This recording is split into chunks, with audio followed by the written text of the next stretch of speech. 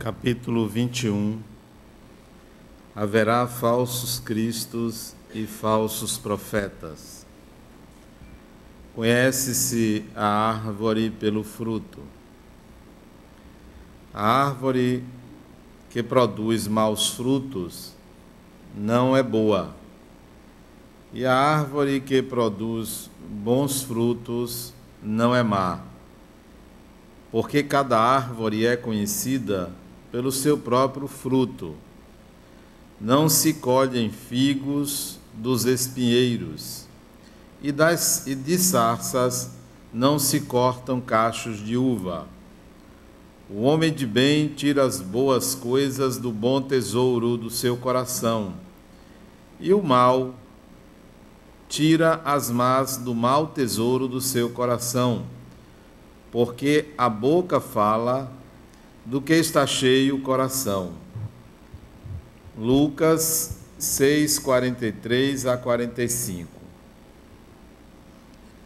Guardai-vos dos falsos profetas, que vêm a vós cobertos de peles de ovelhas, e que por dentro são lobos rapaces. Vós os conhecereis por seus frutos. Podem-se colher uvas dos espinheiros ou figos das sarças? Assim, toda árvore que é boa produz bons frutos, e toda árvore que é má produz maus frutos. Uma boa árvore não pode produzir maus frutos, e uma árvore má não pode produzir bons frutos. Toda árvore que não produz bons frutos será cortada e lançada ao fogo. Vós a conhecereis, portanto, por seus frutos. Mateus 7, 15 a 20. Guardai-vos de que alguém vos seduza, porque vários virão sob meu nome, dizendo: Eu sou o Cristo, e seduzirão muitos. Levantar-se-ão vários falsos profetas, que seduzirão muitas pessoas. E porque a iniquidade será abundante, a caridade de muitos se resfriará, mas será salvo aquele que perseverar até o fim. Então, se alguém vos disser que o Cristo está aqui ou está ali, não o creais, porque se levantarão falsos cristos e falsos profetas, que farão grandes prodígios e coisas de espantar, até seduzir, se for possível, os próprios eleitos. Mateus e Marcos. Allan Kardec, então, fala da missão dos profetas. Atribui-se vulgarmente aos profetas o dom de revelar o futuro, de sorte que as palavras profecias e predições se tornaram sinônimas. No sentido evangélico, a palavra profeta tem uma significação mais ampla. Disse de todo enviado de Deus, com missão de instruir os homens e de lhes revelar as coisas ocultas e os mistérios da vida espiritual. Um homem pode, pois, ser profeta sem fazer predições.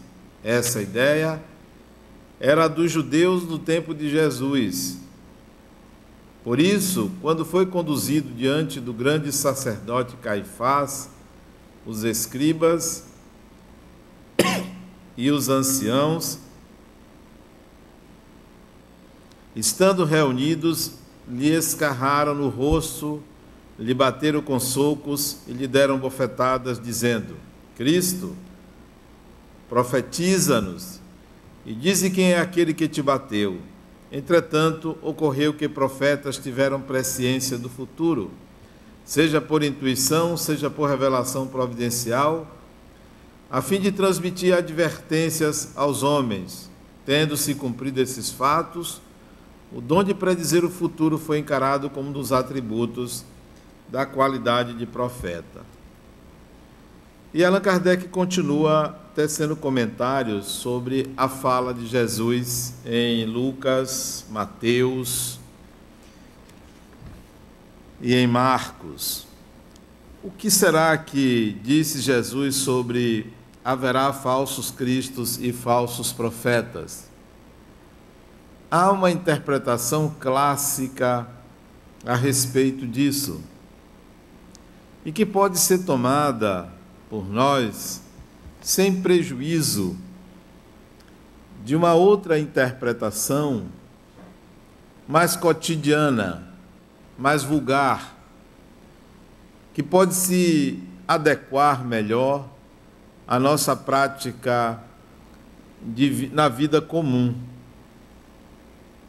As interpretações clássicas se referem àqueles indivíduos, sacerdotes ou não, pastores ou não, que em nome de Jesus pregam, arrebatam multidões, enganam pessoas, se locupletam, adquirem poder, dominando consciências. E isso pode ser aplicado a indivíduos que estão em todas as religiões cristãs. Nós vamos encontrar pastores nos dias de hoje que têm uma conduta reprochável, tem uma conduta que qualquer um de nós percebe que há um exagero, que o indivíduo não adotou aquilo que as suas palavras pregam, que não adotou a conduta que o próprio Cristo se conduziu. Então, essa pode ser uma interpretação que pode ser dada a essa fala de Jesus: haverá falsos cristos e falsos profetas. Nós assistimos nas televisões, nos noticiários, pessoas inescrupulosas que se utilizam da religião não para libertar consciências, mas para dominar consciências, para manter um feudo, para manter um reduto. De alguma maneira ajudam essas pessoas, porque nem todos merecem tal conduta, mas nós vamos encontrar neles exemplo desses falsos cristos e falsos profetas.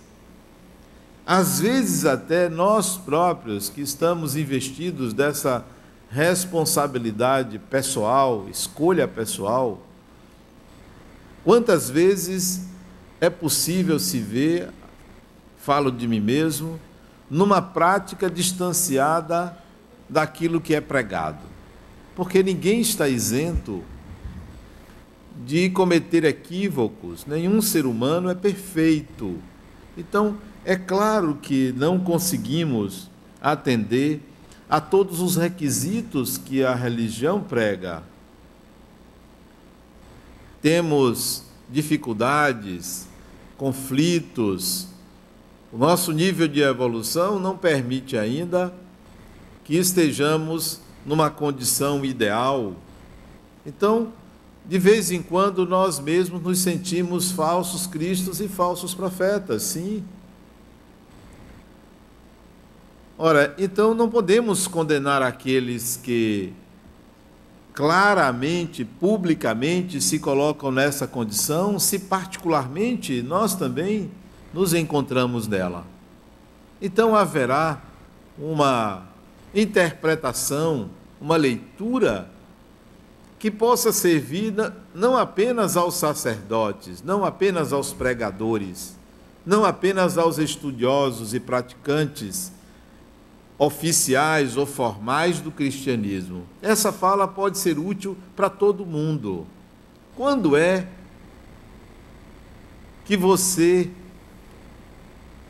que não é um sacerdote, não é um estudioso das religiões, não está à frente de nenhum trabalho em nome do Cristo, quando é que se aplica essa fala de Jesus? Haverá falsos cristos e falsos profetas. Em que sentido isso pode ser usado no dia a dia? Vejamos que a fala de Jesus se refere a árvore e frutos. E ele coloca que uma boa árvore não pode dar um fruto ruim, ou uma boa árvore não pode, se ela foi planejada ou ela é naturalmente programada para dar um tipo de fruta, não vai dar outro tipo de fruta. Cada árvore produz a sua fruta característica. Então isso se aplica também a cada um de nós. Qual é o fruto que você produz? O que sai de você? E é claro que todos nós mostramos à sociedade uma imagem positiva. É claro, você vai à rua, você se veste bem, você vai conversar com uma pessoa que você tem interesses pessoais, você procura uma frase bonita, bem colocada. Mas se você está desarmado ou desarmada disso, você fala qualquer coisa. Se você está dentro de casa, você se veste sem muita exigência. Então nós produzimos uma imagem a depender do ambiente. Portanto, nós maquiamos quem nós somos. Precisamos disso. Para conviver em sociedade, precisamos dessa maquiagem, precisamos dessa persona. Precisamos mostrar ao mundo algo que, de alguma maneira, venha nos trazer benefícios. Ninguém quer mostrar seu lado negativo, que é o seu lado natural também. Então, de certa maneira, há ali uma falsidade. Nós sabemos disso. Como evitar isso? Improvável que a gente evite isso. Improvável porque vivemos em sociedade. A questão é administrar o que sai. A questão é ter consciência de que, tanto na vida privada quanto na vida pública, existe uma parte de nós que não pode ser maquiada. Existe uma natureza pessoal que não pode ser escamoteada. Por mais que a gente esconda, há algo de nós que exala, que se transfere para o ambiente, para as pessoas. É possível captar algo de nós que nos identifica, independentemente do esforço que possamos fazer para aparentar algo diferente. Mas o que sai de nós, que não é possível esconder, não é o lado ruim. Não é o lado ruim. Tampouco é o lado bom. O que sai de nós nem é o bom, nem é o ruim. É o que nós somos. E não precisamos nos qualificar de bons ou de ruins. Sai o que nós somos. É possível você sentir quem o outro é, não porque você se sente mal ou porque se sente bem. É um parâmetro perigoso esse, de você pensar que você, quando está junto de uma pessoa, se sente mal, e isso vem daquela pessoa. Isto é seu, isto lhe pertence. Isso é de sua natureza. Porque é muito fácil encontrar culpados nos outros quando a gente se sente mal, sem analisar que quem se sente mal contém uma parcela desse mal.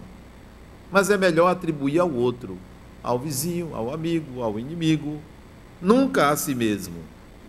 Adquirimos esse hábito de achar que podemos receber essas influências do outro sem nada merecermos. Independentemente de você maquiar ou não quem é você, você vai exalar uma frequência característica. Você vai exalar um fluido típico. De onde vem esse fluido? Do chakra cardíaco. É do seu coração. A boca fala, disse Jesus, do que está cheio o coração. Não tem para onde você se esconder. Porque não são os pensamentos que originam as emoções, são as emoções que originam os pensamentos. O que se passa no seu mundo íntimo, a qualidade da sua inteligência emocional é que vai ser exalada. É disso que você tem que cuidar. Não apenas da aparência, que deve cuidar. Não apenas de mostrar uma boa imagem às pessoas, deve, porque ninguém merece a sua má imagem. Mas o que você vai exalar, o que você vai mostrar, de fato, na essência, é o que se passa no seu coração, conscientemente ou inconscientemente. Ou inconscientemente. Se às vezes você se perguntar assim, por que eu estou tratando essa pessoa dessa forma? Por quê? Por que toda vez eu trato mal fulano ou fulana? Se você não descobre as razões, são razões inconscientes. Para você entender que há um eu da consciência e há um eu do inconsciente. Nós não somos só a consciência, nós somos também uma personalidade inconsciente.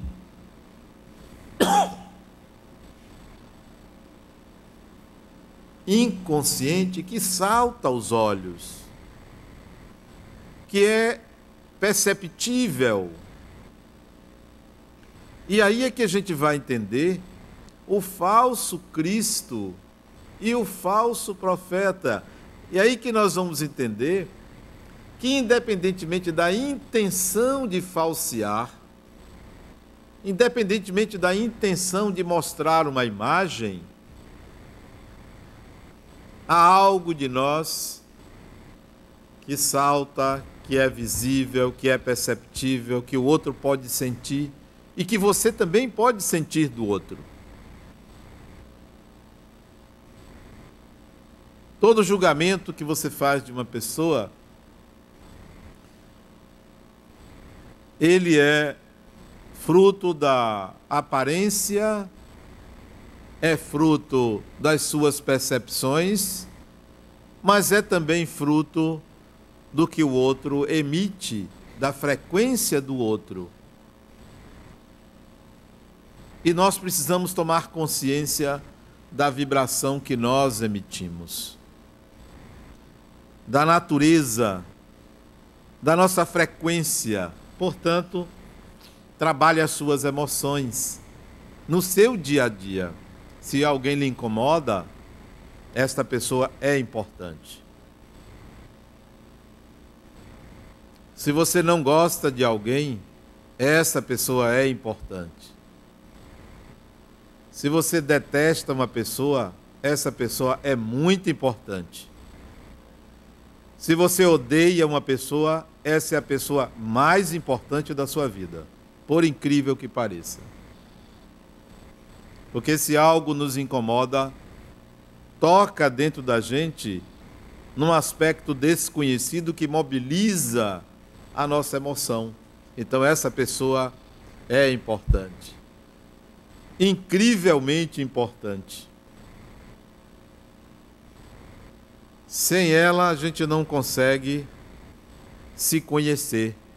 Pensamos que as pessoas mais importantes são as que amamos. Muitas vezes nós não amamos a pessoa, nós amamos o amor da pessoa por nós. Muitas vezes nós não amamos a pessoa, amamos a utilidade que ela tem na nossa vida. Já aquela pessoa que a gente não gosta, ela é nossa mestra. Já pensou? Aquela pessoa que você detesta, aquela pessoa cheia de defeitos, aquela pessoa má, e que de fato pode ser, não há engano, pode ser má de fato, mas não é essa a questão, se a pessoa tem ou não tem razão, se ela é boa ou se ela é má. O que importa é que ela toca em você, que ela incomoda você, isso é que importa. E tudo que toca a gente se aproxima da nossa alma, então é relevante, é importante. Às vezes nós usamos o Evangelho para filosofar. Às vezes nós usamos o Evangelho para voltar à Jerusalém antiga, permanecendo numa visão estritamente religiosa. O Evangelho é comportamental. O Evangelho, ele é uma espécie de conselheiro, não para atitudes, mas um conselheiro para a autopercepção. A gente pode pegar essas palavras e praticá-las, mas a gente pode pegar essas palavras e se observar por elas. E certamente a vantagem é maior quando você pega essas palavras e se vê, e se percebe, mas não como um criminoso, como os sacerdotes querem, olhando todo ser humano como da pior espécie, como um condenado, como um pecador, como um obsidiado. Não, não se olhem dessa forma, porque o Evangelho não é uma camisa de força, nem é uma lente arranhada que olha todo ser humano como alguém imprestável. Não, não é para isso. Isso foi um equívoco. Essas palavras servem para a autopercepção, para perceber o espírito que você é, e não para qualificar se você é uma pessoa boa ou se você é uma pessoa má. Isso foi um equívoco, esse maniqueísmo, essa divisão inconsequente, e que provocou uma série de mortes, tragédias, períodos negros na história, porque os donos do saber, entre aspas, enquadravam as pessoas. Você não corresponde a isso aqui, portanto você deve morrer ou deve ser perseguido. Você que se enquadra, tudo bem, passe para o lado de cá. Então apareceram os donos do Evangelho. O Evangelho não pertence a ninguém. Não é do Espiritismo, não é do cristianismo, não é de ninguém. Não pertence à Igreja Católica, Batista, Evangélica, o que for. O Evangelho é um conselheiro universal. Serve para você se olhar. É uma espécie de espelho. Não para você olhar se você está feio ou está bonito, mas para você se conhecer por dentro. Então, falsos cristos e falsos profetas servem para você avaliar o que você deve fazer com a sua essência, com o que você exala, com a sua frequência, com aquilo que sai de você e que tem origem divina. Não sei se vocês já observaram, quando tem um acidente de trânsito, o trânsito fica mais lento, né? Talvez porque as pessoas parem para olhar, talvez porque estreita a avenida, então mais carro, a mesma quantidade de carros num espaço menor. Mas com certeza muita gente tem a curiosidade de saber o que aconteceu, até para poder ter assunto e contar adiante. Eu vi isso, eu vi aquilo. Ainda tem aqueles outros que vão logo ligar o rádio, a televisão, para confirmar se o que viram sai, e para ter uma certeza maior do fato em si, para se manter informado, ou até mesmo para se sentir bem porque viu uma tragédia. Tem gente que se sente bem porque o outro sofre mais. Vários são os motivos. Que tal? A partir de hoje, se você vê um acidente, ao invés de você parar para se informar, emita uma vibração em benefício do que porventura esteja acontecendo. Até se for para alguém que estiver muito acidentado, o acidente tenha sido feio, até para a pessoa desencarnar bem. Porque desencarnar em via pública, o espírito está sujeito a uma série de ataques espirituais que vão se beneficiar do fluido vital dele. Não é bom desencarnar em via pública, até para uma desencarnação melhor.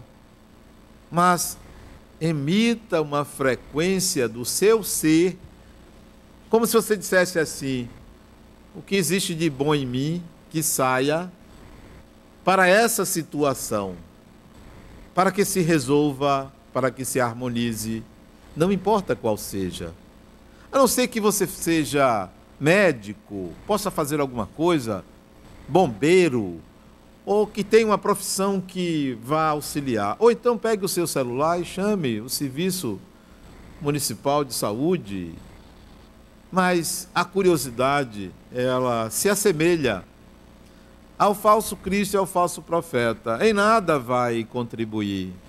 Não é isso que vai ser necessário aquele ambiente. Assim, numa casa, duas pessoas se desarmonizam, qual é a frequência que você emite? Tomar partido?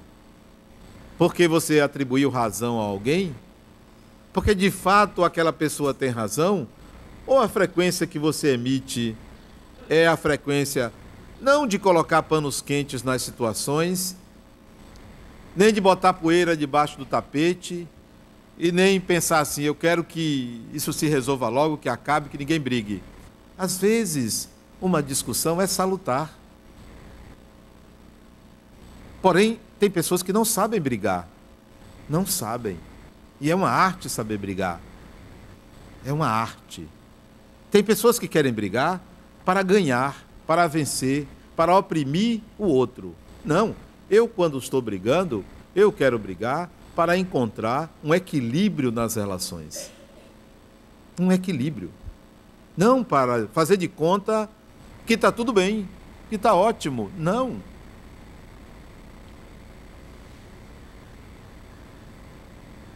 É preciso que a gente reconheça a existência dessa frequência pessoal, dessa emissão natural de luz, de paz, de amor, de harmonia. Qualquer que seja o nome que você der, você tem uma frequência característica que sai da intimidade da sua alma, sai do seu ser, sai do seu coração, e é preciso que você direcione, use. Isso chega ao outro, isso chega às situações, isso organiza, mobiliza, isso promove, cria situações. Essa energia que você possui, essa frequência, melhor dizendo, da energia da vida, ela é que gera experiências novas, experiências importantes. Nada demais que você saia bonito ou bonita, bem vestido, até uma perua que seja, nada demais. Importante não é a piruice, não é a elegância de um cidadão, não é a beleza externa. Isso é até bom, é bom ver uma pessoa bem vestida. Mas é o que sai do coração. Não por palavras. Não, porque as palavras podem maquiar muito bem. Você pode ser uma pessoa muito educada, mas uma víbora internamente. Você pode ser uma pessoa que fala muito mansamente, mas pode ser um Schwarzenegger dentro de você. A questão não é a aparência nem a fala. A questão é a frequência que emite. E essa frequência vem da intencionalidade do ato, das razões conscientes e inconscientes do ato que você faz, das disposições internas,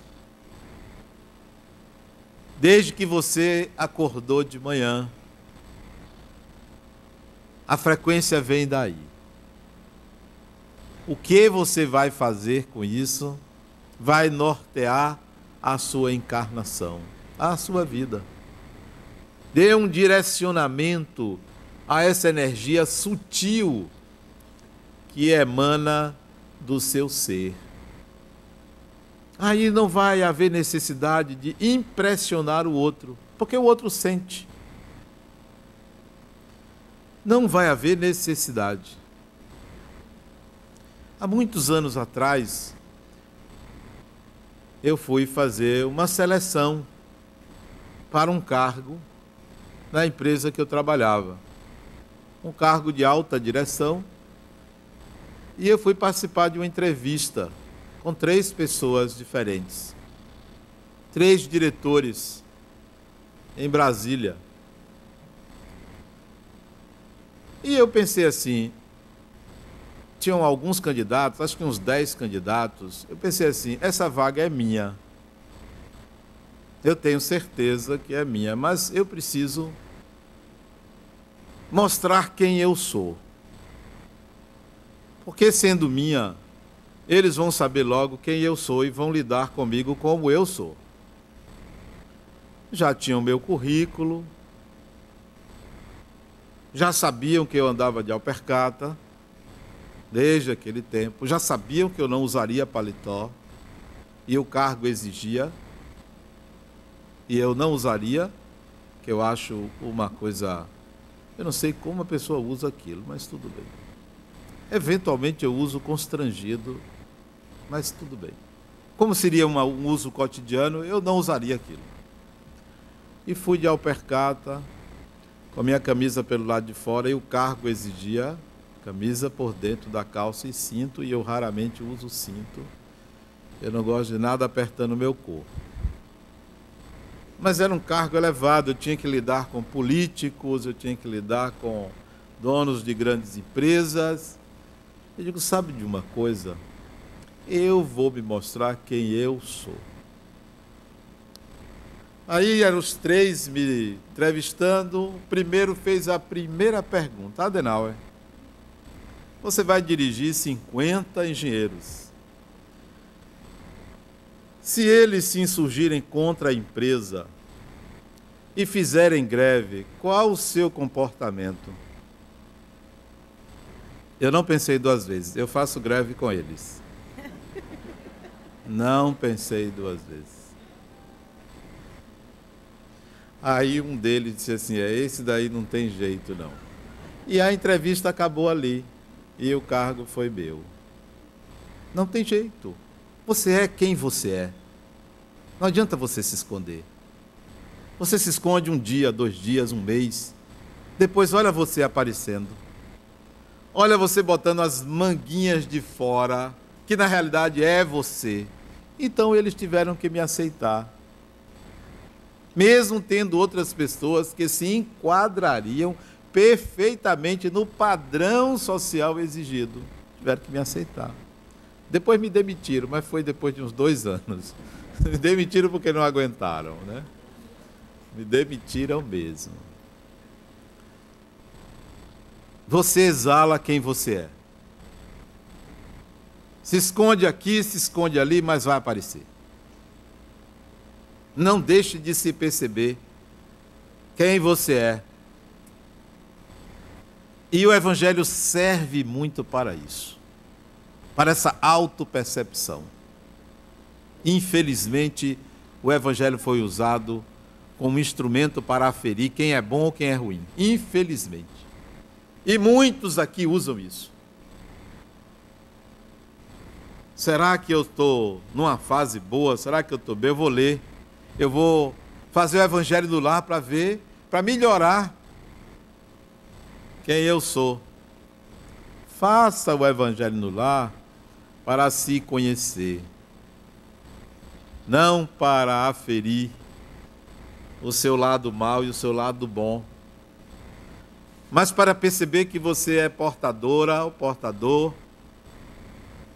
de uma qualidade de energia útil à humanidade, a você, ao seu próximo, à sociedade. Útil. Senão nós vamos continuar encarnando, reencarnando, desencarnando, procurando o reino dos céus sem encontrar.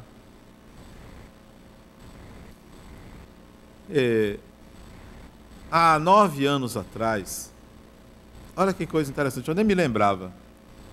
Por que há 9 anos atrás? Porque eu fui fazer uma palestra num centro espírita, numa cidade do sul dos Estados Unidos, há 15 dias atrás.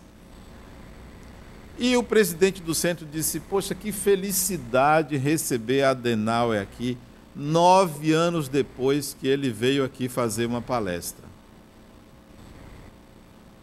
Aí eu me lembrei que realmente tinha 9 anos que eu não ia naquele centro. Aí depois eu fui conversar com uma amiga que foi comigo e disse: você se lembra de 9 anos atrás que eu disse uma frase aqui e ele nunca mais me chamou para fazer palestra? Ele me excomungou. Ela disse: lembro, sim. Ele está se redimindo, me convidando agora, 9 anos depois. Sabem o que eu disse? E vou dizer de novo, vocês vão ficar assim, estarrecidos com a minha fala ou com a atitude dele. Eu simplesmente disse que Jesus era um ser humano e ele não gostou e nunca mais me chamou para falar lá. Porque para ele, o Evangelho, Jesus, são algo tão divinos que uma pessoa não pode vê-lo como humano. Aí ele me chamou de novo. Meu orgulho não é tão grande para desconsiderar o convite. E voltei lá. Mas a primeira frase que eu disse foi: Jesus é um ser humano. Ah, não deixei por baixo, né? Porque se você tem a oportunidade, não perca. Ele me olhou assim, eu olhei para ele, porque eu disse olhando para ele: Jesus é um ser humano de inigualável sabedoria. As pessoas têm medo do Evangelho, divinizam, colocam num lugar inacessível. Olhe o lado humano das coisas. Isso nos aproxima do que é divino, porque não existe na natureza nada mais divino do que o ser humano. Nada mais divino. Ou alguém conhece alguma obra de Deus mais maravilhosa do que um ser humano? Não existe. Ou por acaso é uma montanha? Por acaso é o mar? É o céu? É um animal? Não, é um ser humano. É a pessoa humana. Então por que nós vamos transformar Jesus num mito? Numa divindade inacessível a nós, quando ele mesmo disse assim: podeis fazer tudo o que eu faço e muito mais. Ora, isso é lógico para nós. Daí, pensando assim,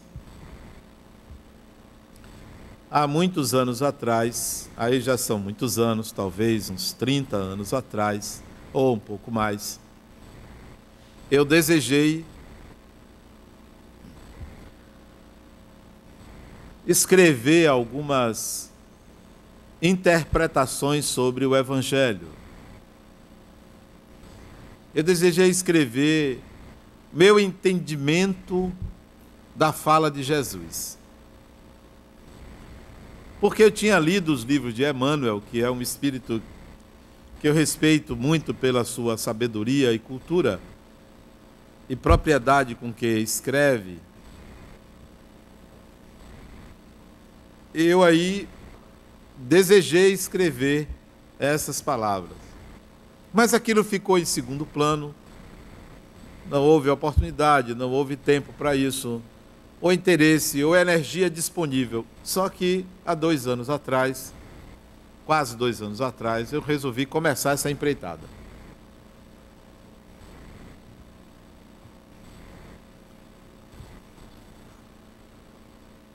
Mas quando eu fui começar a escrever a interpretação da fala de Jesus, eu me vi nessa condição. Eu não tenho competência para interpretar. Não tenho.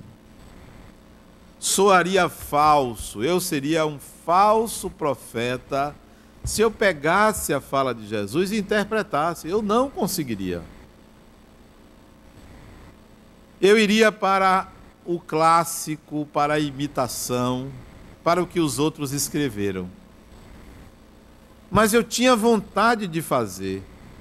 É aquele momento em que você quer fazer uma coisa, deseja fazer uma coisa, mas se vê impedido de realizá-la, ou sem os instrumentos adequados para realizar aquela empreitada. Foi assim que eu me senti.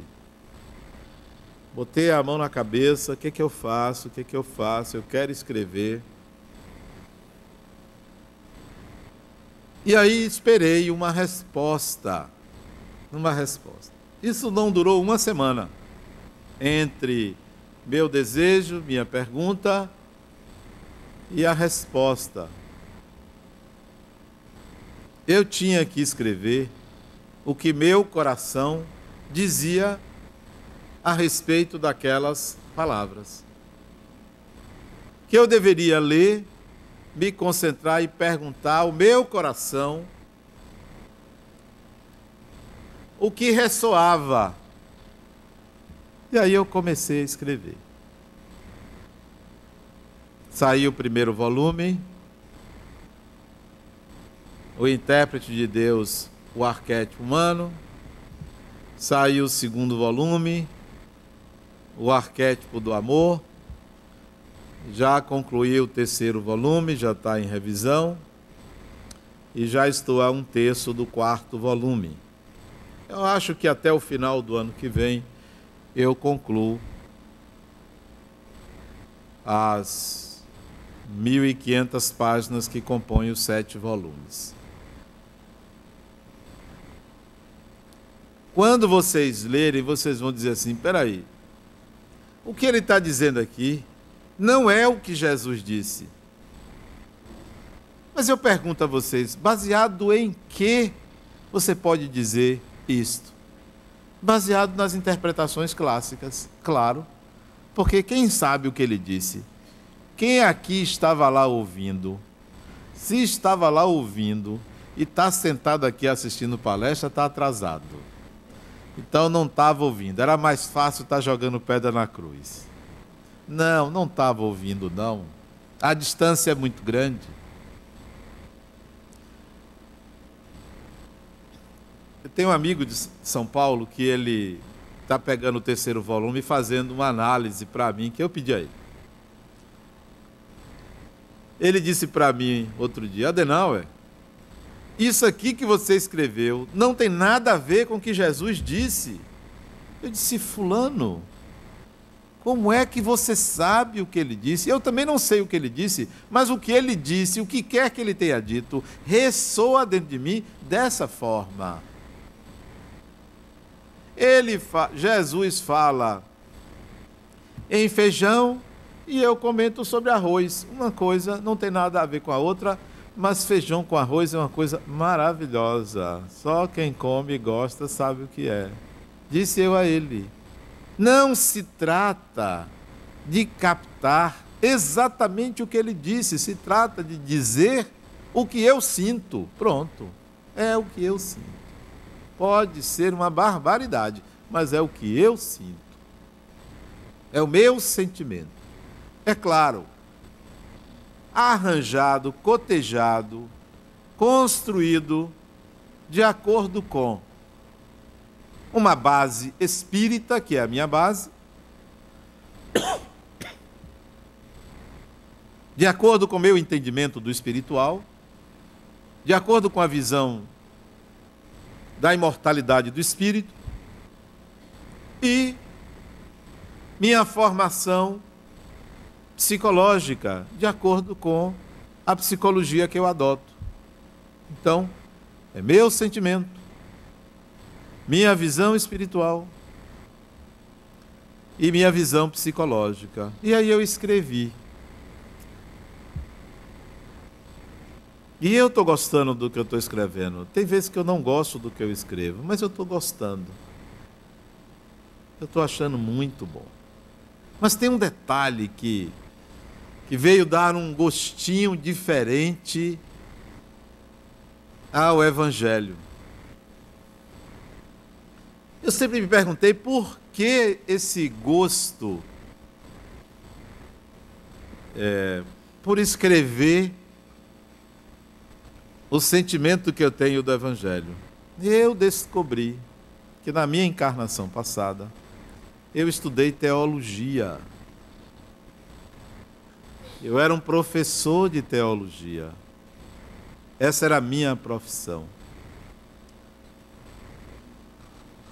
Então eu tinha estudos sobre o Evangelho. O Espírito traz de volta suas tendências. Então, eu já gostava do tema. Tinha traquejo sobre o tema. Tinha vivido profissionalmente estudando o assunto. Então é claro que quando você reencarna, você traz essa tendência de volta. E o ano passado eu fui presenteado por minha filha, está até aqui em casa, ela mora em São Paulo, mas está passeando, que me deu de presente um livro que eu escrevi na encarnação passada sobre este assunto. E eu cheguei para ela e disse: minha filha, vamos fazer o seguinte, vamos comparar o que eu escrevi no passado com o que eu estou escrevendo agora. Pegue aí no livro, o livro do passado são 2 volumes, mas é letra miudinha.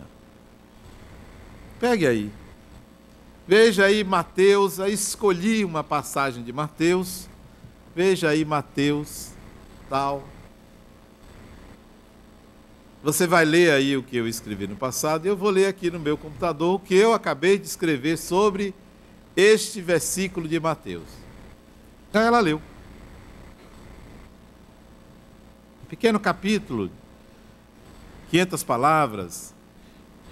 Aí eu ouvi atentamente aquilo. Confesso a vocês que me parecia um pouco familiar. E perguntei a ela: você entendeu o que está escrito aí? Ela disse: entendi, meu pai. Se trata, ela é mais inteligente do que eu. E isso é uma qualidade dos meus filhos, né? Eles puxaram nesse particular o pai.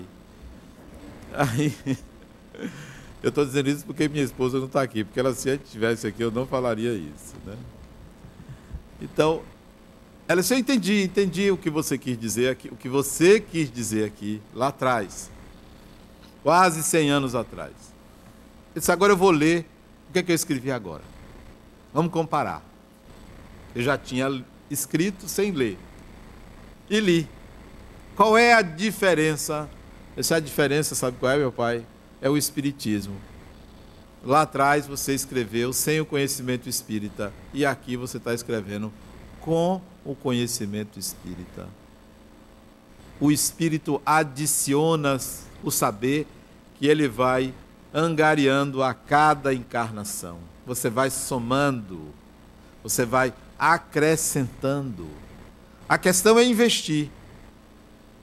Mas se fica investindo em novela, assistindo às peripécias de Félix, não vai para lugar nenhum. Não vai. Você tem que investir. Não pensem que eu assisto, não.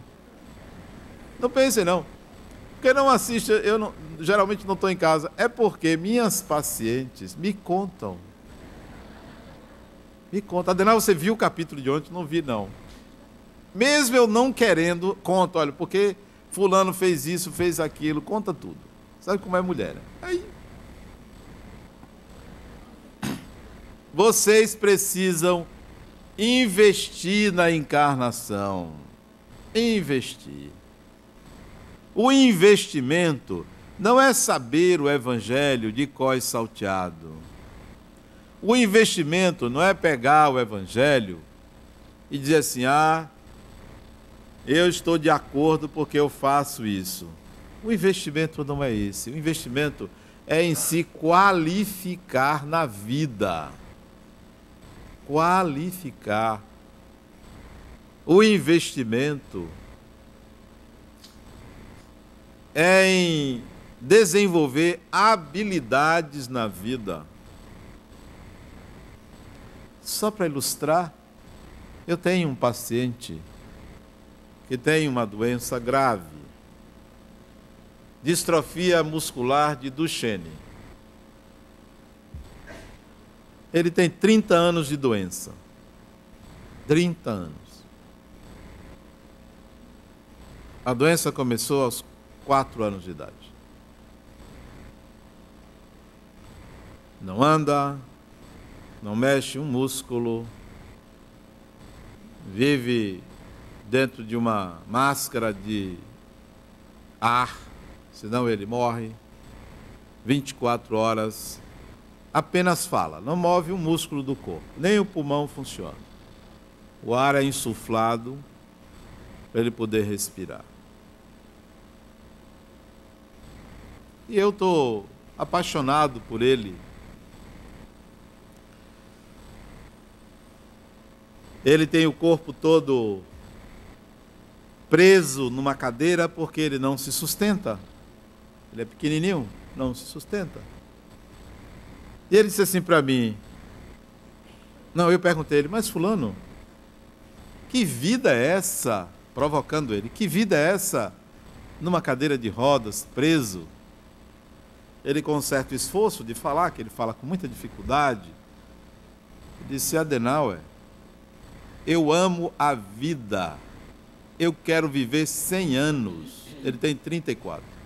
Eu amo a vida, eu quero viver 100 anos.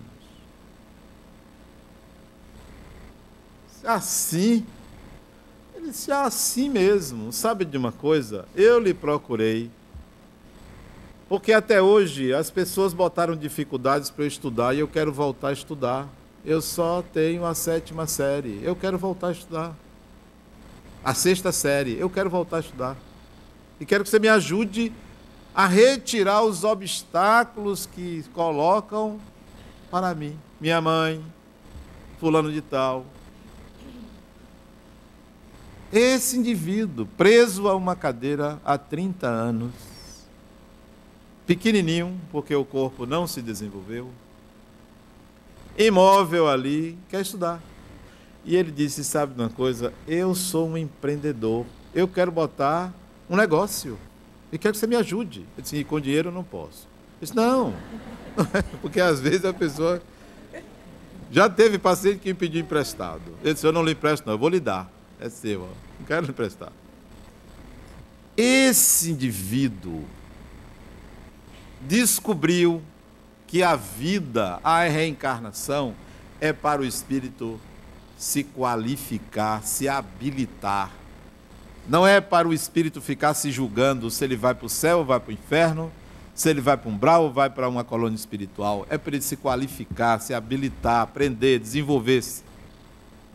Por isso que eu convido vocês à leitura não só do Evangelho, às interpretações clássicas, mas também aos escritos que eu fiz, do que eu sinto, do que eu acho, do que exala daquilo que Jesus falou.